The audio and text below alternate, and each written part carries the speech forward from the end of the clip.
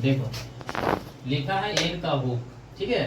N और N दी का hook आज पढ़ेंगे, लेकिन पहले पढ़ेंगे हम एन का हुक। तो एन का हुक यूज कहाँ होता है वो देखिएगा। लिखा है कर्व स्ट्रोक के झुकाव की ओर एक छोटा सा हुक का यूज किया जाता है जो एन का हुक होता है, समझ गए।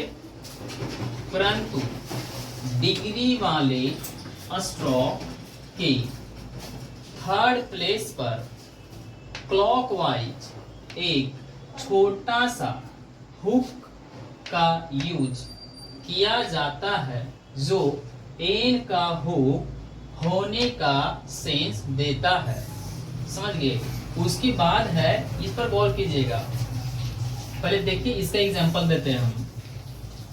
लिखा है कर्व स्ट्रोक के झुकाव की ओर। देखिए भाई, कर्व का मतलब होता है जो आप सर्कल से बनाए हैं। कर्व स्ट्रोक के झुकाव की ओर एक छोटा सा हुक, देखिए यही हुक, ये हुक है जो एन का है। परंतु डिग्री वाले स्ट्रोक, तो डिग्री वाले होता है जो 120 से बनाते हैं, 90 से बनाते हैं, 60 से बनाते हैं, उसको बोलते हैं डिग्री वाले स्ट्रोक।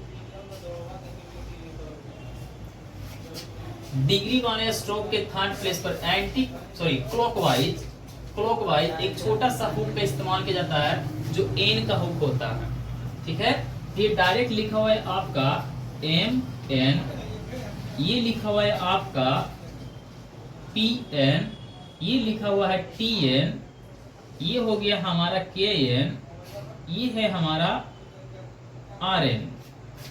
ओके, अब है कि वोवेल या तो एम के पहले रहेगा या तो एम के बाद रहेगा, एन के बाद नहीं रहेगा। अगर एन के बाद आएगा तो इस नियम पर ध्यान दीजिए। लिखा हुआ है ये नियम का मतलब ये जो पढ़े हैं, ये नियम तब तक ही लागू रहेगा जब तक कि एन मतलब इस हुक एन के बाद प्रोनाउंस के तौर पर वोवेल ना रहे। यानी कि कहने का मतलब हुआ कि किसी वर्ड का अंत ना से हो तब आप हुक लगा सकते हैं। लेकिन अगर एन के बाद वोवेल का प्रोनाउंस हुआ, एन के बाद वोवेल का प्रोनाउंस हुआ तो एन मतलब ये सिंबल को पूरा लिखा जाएगा। देखिए अब लिखा हुआ है, पहले इसका एग्जांपल देख लीजिए। लिखा हुआ है मैन, पेन, टेन, केन, रेन। देखिएगा इसका सिर्फ अंत ना से हो रहा है, कोई वोवेल से नहीं। देखिए लिखा हुआ है मैन, तो आई का सिंबल होता है light dot first place. Pen, P N का हुक, वोवेल लगाइए सेकेंड प्लेस।